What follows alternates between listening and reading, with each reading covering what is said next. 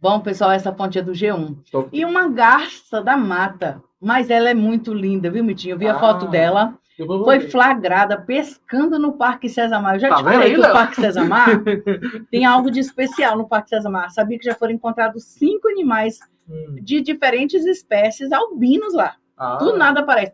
Eu já falei que eles levaram para estudar, né? A uhum. última foi uma tartaruga, Sim. Albina, né? porque, gente, aparecer um animal albino em um local é uma Uhum. coisa. Agora, aparecer 5 é alguma coisa, ou que eles estão comendo, alguma coisa que está mudando aí o DNA deles. É o bioma, né? Vem lá, tá se adaptando. É, e a garça da mata é flagrada pescando no Parque César Mar na tarde do dia 6. Esse registro foi feito, né? E ela estava lá pegando um peixinho, Tá né? claro. Né? Então quer dizer que lá está saudável. É, tá Né? bom. Essa fonte do G1 tá com Tudo boas notícias. Eu gosto quando tem boa notícia, mentira.